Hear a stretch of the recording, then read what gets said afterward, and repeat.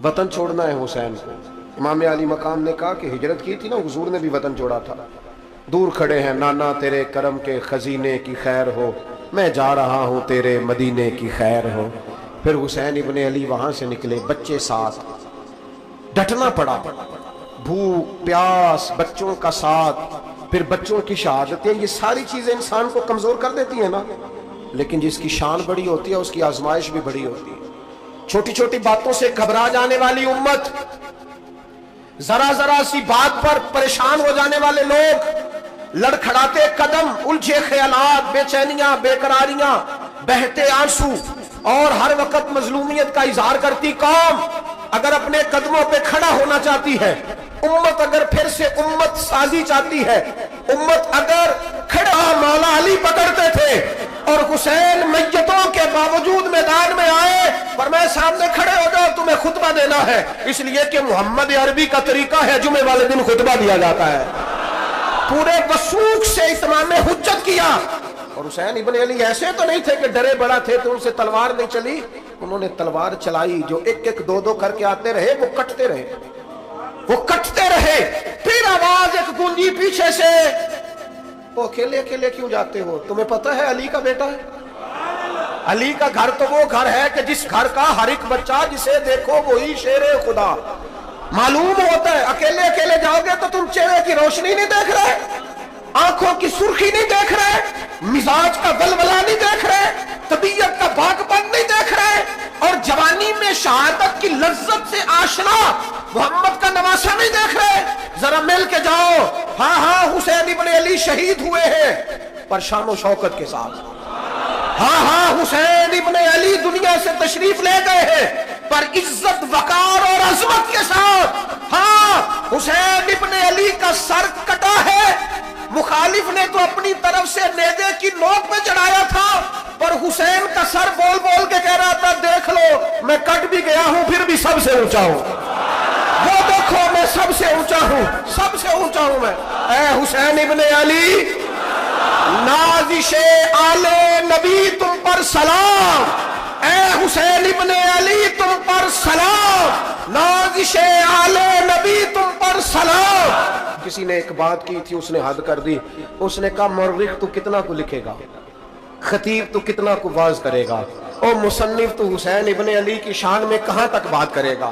تو میرے امام کا باقپن، ان کی جرت، ان کی طاقت، ان کی ہمت، ان کا کمال، ان کا صبر، ان کی استقامت، ان کا حوصلہ، ان کی جوامردی، ان کی ہمت کتنی کو بیان کرے گا؟ تو رہنے دے. اس نے کہا پھر کیوں رہنے دوں؟ کہنے لگے حسین ابن علی کی شان رفعت کوئی کیا جانے یہ حسن جانے.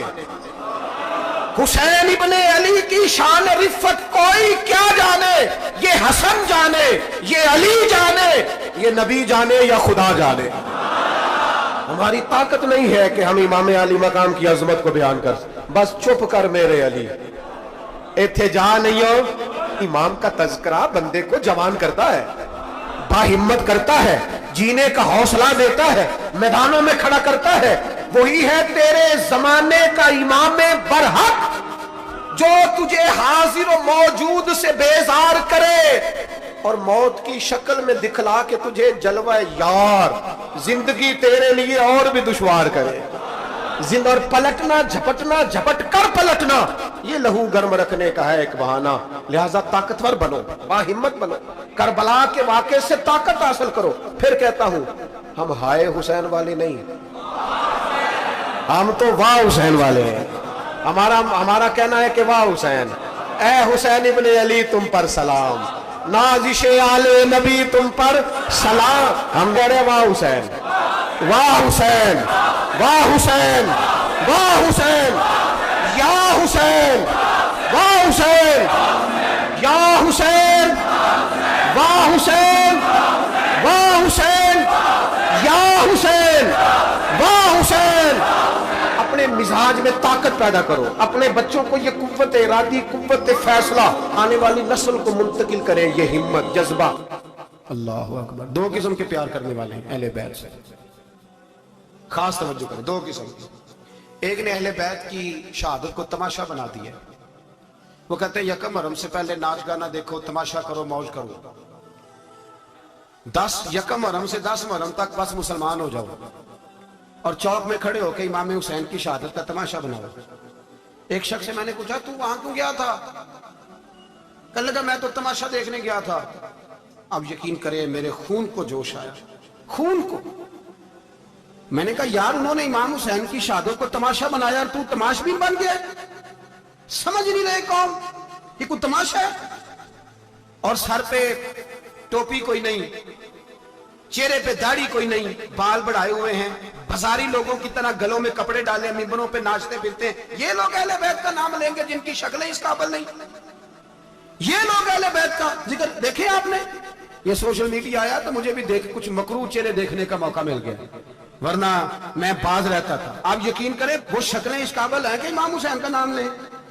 आप यकीन करें मैं ऐसे ऐसे चेहरे देखता हूं कि मेरा दिल नहीं करता ये सैयदा पाक का अपनी नाम से जुबान से नाम ले, तबीयत नहीं मानती। जिस आदमी ने सर नंगा किया देखे ना आपने सोशल मीडिया पे, ऐसे ये इस काबिल है दयानतदारी से मेरी रियायत ना करना। ये शक्ल है इमाम हुसैन का नाम लेने वाली और बीबी पाक का नाम जिससे मर्जी सुन लेते हो। मैं तो बंद कर देता हूँ, बंद कर यार, इसका चेहरा ही नहीं इस काबिल के इससे हजरत फातिमा का जिक्र सुना जाए। उसको पता ही नहीं कैसे नाम ले रहा है हजरत फातिमा का। कुछ नात खाएं वो नाच नाच के हजरत फातिमा का जिक्र, शर्म करो। पता ही नहीं किसका नाम ले रहे हो, पता ही नहीं किसका जिक्र कर रहे हो। ऊंचा बोलना, दाद देना, ये करना, उठ के खड़ी, ये तमाशा है कोई अहले बैत का जिक्र? पता ही नहीं किसका तज़किरा कर रहे हो। जानते हो ये कौन है? सुबह कयामत मेरे नबी पाक अलैहिस्सलाम ने फरमाया रब हुक्म देगा कयामत के दिन, वली नबी गौस कुतुब अब्दाल आंखें बंद करे, नजरें झुकाए, सर झुकाए, या अल्लाह क्या होने वाला है? फरमाया मोहम्मद की बेटी फातिमा की सवारी गुजरने वाली है, रसूल की शहजादी गुजरने वाली है, नजरें झुकाओ। पता ही नहीं ये कौन है, किसका जिक्र कर रहे हो, नाचते फिरते हो, खबर ही नहीं तुम्हें। मेरे दादा मुर्शद मुफ्ती आजम हिंद मौलाना मुस्तफा रजा खान आला हजरत के छोटे बेटे, उनका एक मुरीद अपने किसी दोस्त से कहने लगा मेरे पीर मुफ्ती आजम है। उसने कहा तुम सुन्नियों का तरीका है जिसको बनाते हो आजम ही बना देते हो, इमाम तो आजम, आला हजरत तो आला हजरत, मुफ्ती तो मुफ्ती है, तुम्हारा तरीका है। उसने कहा नहीं मेरे पीर वाकई बड़े आलिम है। उसने कहा मैं जाऊंगा ऐसा मसला पूछूंगा तेरे पीर को जवाब ही नहीं आएगा। वो साथ ले गया। जब सरकार मुफ्ती आजम की खिदमत में, आला हजरत के बेटे वो भी छोटे वाले, तेरी नस्ल पाक में है बच्चा बच्चा नूर का, छोटे बेटे आला हजरत के। बैठक में बैठे थे तो वो आ गया इतराज करने वाले को लेके, आपका मुरीद पूछ ले जो मसला पूछना है। बैठक के 2 दरवाजे थे, एक बार खुलता था एक घर में। बैठे सलाम कलाम के बाद कैसे आए हो? कहा हुजूर ये कोई बात पूछना चाहता है। और वो रस्ते में कह रहा था मैं ऐसा सवाल पूछूंगा तेरे पीर को जवाब ही नहीं आएगा। रस्ते में ये बातें करता आ रहा। कहा पूछो। उसने पूछा, कहने लगा जी बताइए नबी पाक अलैहिस्सलाम की 4 बेटियों के नाम क्या हैं? तो मुफ्ती आजम हिंद उठे, जो दरवाजा अंदर खुलता था उस कमरे से अंदर चले गए। वो इतराज, तनकीद आसान होती है, तामीर मुश्किल होती है, इतराज लोग फटाफट कर लेते हैं। कहने लगा तो तेरे पीर को तो 4 बेटियों के नाम नहीं आते, वो किताब देखने चले गए, वो तो देख के बताएंगे, उनको तो नाम नहीं याद। पर क्या करे, फाजिल बरेलवी का कमाल ही बड़ा अनोखा है। ये रजा के नेज़े की मार है कि अदूब के सीने में गार। आला हजरत का रंग ही कुछ निराला है। शहजादा आला हजरत वापस आए, सर पे इमामा है और दाढ़ी से पानी के कतरे गिर रहे हैं। और आके खड़े हुए तो फरमाने लगे मैं वुजू करने गया था, मैंने नबी पाक की बेटियों के नाम कभी बगैर वुजू के जुबान से अदा ही नहीं किए, मैं वुजू करने गया था। वो शख्स कहने लगा हुजूर वुजू के साथ? तो आंखों में आंसू आ गए। फरमाने लगे तुम्हें क्या बताऊं वो किस पाक घराने की शहजादियां। रो पड़े, कहने लगे मेरे तो बाप का अकीदा है कि तेरी नस्ल पाक में है बच्चा बच्चा नूर का, तू है अहले नूर, तेरा सब घराना नूर का। मेरे में क्या करूं, मजबूरी है। हमारे बुजुर्गों ने अहले बैत की मोहब्बत का यह रंग पेश किया है। मेरे आला हजरत रहमतुल्लाह अलैह, अब मौजू नहीं था, बात कहीं और निकल जाएगी, उन्वान भी बयान करना है। पालकी में बिठा के ले जाया जा रहा था, डोली होती थी, पालकी में बिठाया जाता था उलमा को। जिस तरह बच्चियां डोली में बिठा के, तो हिंदुस्तान में एक रिवाज रहा कि उलमा को लोग पालकी में बिठा के कंधों पे उठाते थे। 4 मजदूर वो डोली पालकी उठाया करते थे। आला हजरत को भी उठा के ले जाया जा रहा है। फाजिल बरेलवी ने फरमाया रख दो नीचे। नीचे रखा तो फरमाने लगे तुम्हें सैयदजादा कौन है? हुजूर क्या हुआ? फरमाने लगे मुझे रसूलुल्लाह के खून की खुशबू आ रही है, मुझे खुशबू, खालिस खून की खुशबू आ रही है। चुप कर गए 4 मजदूर। آپ نے فرمایا تمہیں قسم ہو رسول پاک کی، بتاؤ تم میں سیدزادہ کون ہے؟ تو ایک کمزور شخص اٹھا کہنے لگا حضور مزدور سے مزدوری لینی چاہیے، ذات برادری نہیں پوچھنی چاہیے۔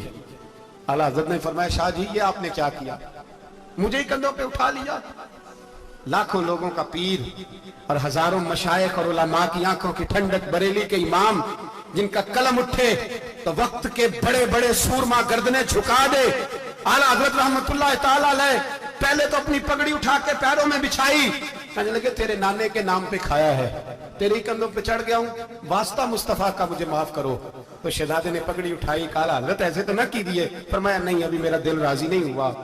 پھر اس شہزادے کو اعلیٰ حضرت رحمت اللہ علیہ نے پالکی میں بٹھایا۔ شہزادہ سیدزادہ مزدور ہے، بظاہر پڑھا لکھا نہیں غریب ہے، ان کو پالکی میں بٹھایا اور فرمایا ایک طرف سے میں اٹھاؤں گا، ایک طرف سے میرا بیٹا حجت الاسلام حامد رضا اٹھائے گا، ایک طرف سے ملک العلماء مولانا ظفر الدین بہاری بخاری کی شرح لکھنے والا اٹھائے گا، ایک طرف سے فقہ حنفی کا انسائکلوپیڈیا بحر شریعت لکھنے والا مفتی صدر الشریعہ مولانا امجد علی اعظمی اٹھائیں گے۔ چاروں نے جب اٹھایا وہ جا رہے تھے تو مولانا حسن رضا فاضل بریلوی فرما رہے تھے بے ادب گستاخ فرقوں کو سنا دے اے حسن، بے ادب گستاخ فرقوں کو سنا دے اے حسن، یوں کہا کرتے ہیں سنی داستان اہل بیت، یوں کہا کرتے ہیں سنی داستان، یہ ہمارا طریقہ ہے رسول اللہ سے پیار کرنے کا، یہ ہمارا طریقہ ہے اہل بیت سے۔ یہ کیا محبت ہوئی؟ یکم محرم سے 10 محرم تک بازاری لوگ کھڑے کر دی اور کہا اہل بیت کا ذکر کریں گے اور زینب پاک کا نام لیں گے اور سکینہ پاک کی، یہ لوگ پاک کریں گے جن کا لب و لہجہ ہی بازاری ہے، یہ گفتگو کریں گے۔ اور بہت سارے ہمارے لوگ دیکھنے چلے جاتے ہیں، اور مجھے شکوہ ہے اپنے دوستوں سے بھی، یہ چھپ کر کے بیٹھے رہتے ہیں محرم کے دنوں میں، آپ کا کوئی تعلق نہیں امام علی مقام کے ساتھ۔ کل بھی روزہ رکھیں گے انشاءاللہ، پرسوں بھی روزہ رکھیں گے، اور ہم امام حسین کا دن اس طرح منائیں گے کہ روزانہ قرآن پاک کی تلاوت کریں گے۔ ہم امام علی مقام کی یاد اس طرح منائیں گے کہ حسین تو نے جس سجدے میں سر کٹایا تھا 9-10 کو زیادہ سجدے کریں گے، اور تو نے جو قرآن پاک نیزے کی نوک پہ بھی جاری رکھا، ہم بھی 9-10 محرم سارا قرآن پڑھ کے گزار دیں گے۔ اور امام علی مقام کی فکر کو سمجھیں، سوچ کو سمجھیں۔ سیدنا امام علی مقام نے 2 خطبے دیے، وقت قریب ہوتا ہے، 2 خطبے ہیں، بس اپنی بات تکمیل کی طرف لے جا رہا ہوں۔ ایک خطبہ ہے سارے لوگوں کو اور ایک امام حسین کا خطبہ ہے اپنے خاص لوگوں کو۔ امام حسین کا خطبہ مقام بیضا پر آپ نے خطبہ دیا، فرمایا ظالموں تم نے اللہ کے دین کو پامال کیا، شراب جرمے کو رواج دیا، بے حیائی کو عروج دیا، تو میں تمہارے خلاف نکلا۔ تم اچھی طرح جانتے ہو کہ میری فضیلت کا اس وقت کوئی شخص موجود نہیں، اور تم یہ بھی جانتے ہو کہ پوری کائنات میں اس وقت اللہ کے رسول کا نواسہ بھی ایک ہی ہے۔ فرمایا یاد رکھو تم میرا ناحق خون بہاؤ گے، دنیا میں بھی تمہیں جواب دینا پڑے گا، آخرت میں بھی تمہیں۔ یہ خطبہ امام حسین کا، اور پھر ایک خطبہ خاص لوگوں میں بڑی قابل توجہ بات۔ امام حسین جاگ رہے ہیں آپ لوگ؟ الحمدللہ، اللہ کرے کہ آپ جاگتے ہی رہیں۔ نعرہ تکبیر، نعرہ رسالت، نعرہ حیدری، امام حسین نے ایک خطبہ دیا فردن فردن گھر کے افراد کو، تاریخ کی کتابیں بتلاتی ہے کہ فردن فردن۔ امام حسین نے جوانوں کو بلایا، جوانی مستانی ہوتی ہے، جوانی میں قلم خون ہوتا ہے، بہت سی باتیں ایسی ہوتی ہیں جو جوان کہتے ہیں جو میں کہتا ہوں وہی ٹھیک ہے، اور ویسے بھی آج چونکہ میڈیا کا دور ہے الجھا سا دیا ہے ہمارے نوجوانوں کو، بیچارے سمجھ ہی نہیں پا رہے۔ اقبال کہتا ہے کہ اسے خبر ہی نہیں کہ وہ کون سا گردو ہے جس کا ہے تمہیں ٹوٹا ہوا تارا، اسے پتہ ہی نہیں بیچارے کو کہ میرا اصل مقام کیا ہے، میں ہوں کیا اور میں کر کیا رہا ہوں۔ پہلے تو قوم نے اس کے ساتھ دغا کیا، الجھا دیا، پھر خود اتنا سمجھدار بن گیا کہ کل کائنات اپنی ہی عقل کو سمجھتا ہے۔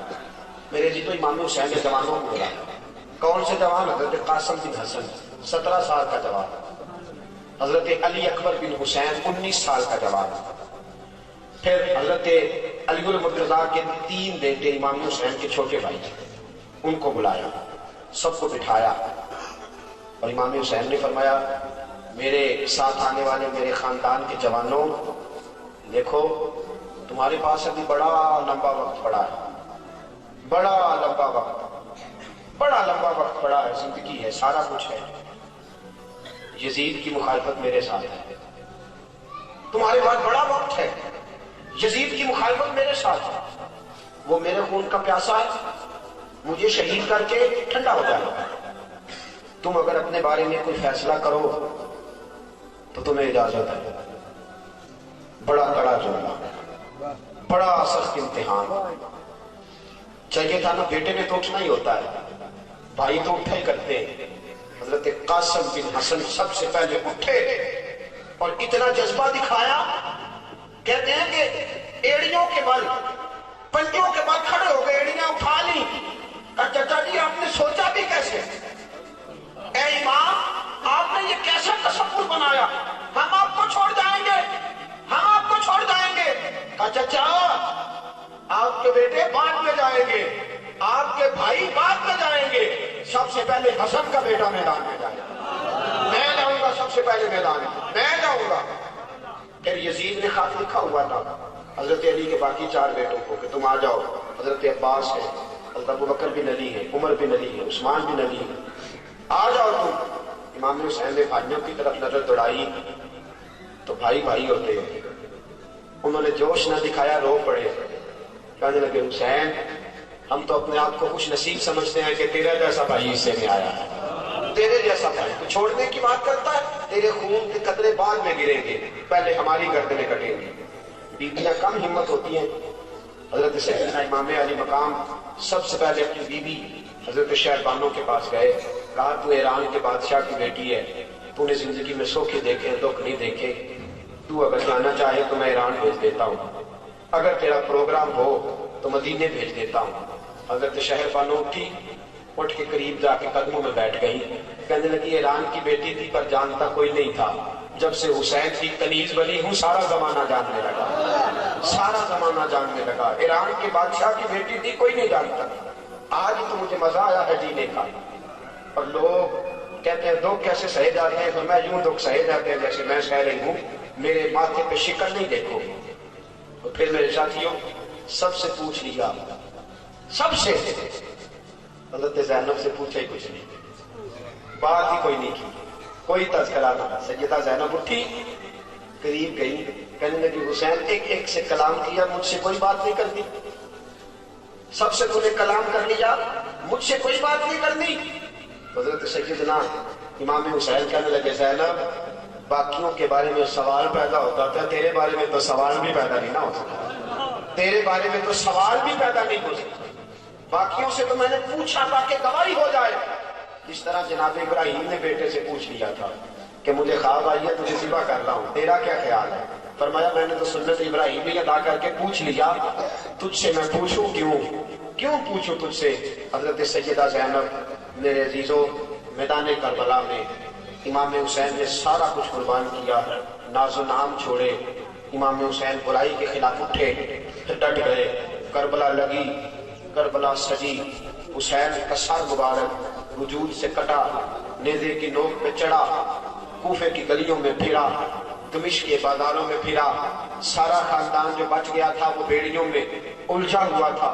قیامت تک وہ منظر دنیا بھلا نہ سکے گی جب سیدہ زینب قافلہ سالار بن کے امام زین العابدین کو ساتھ لے کے میدان کربلا میں نکلی ہوئی تھی۔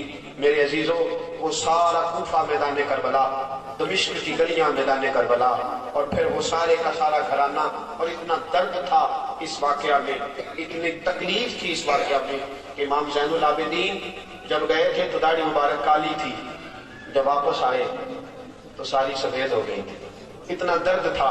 لیکن پتہ کردار کیا بنا کے رکھا؟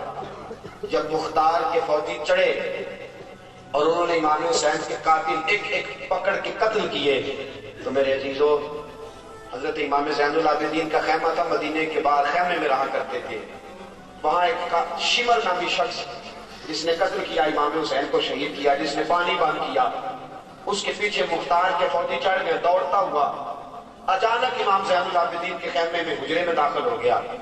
امام حسین مصلی پہ بیٹھ کے قرآن پڑھ رہے تھے، یوں نظر اٹھائی، جھکا لی، اس نے کہا السلام علیکم، فرمایا وعلیکم السلام، کہنے لگا بھاگ بھاگ کے خشک ہو گیا گلا۔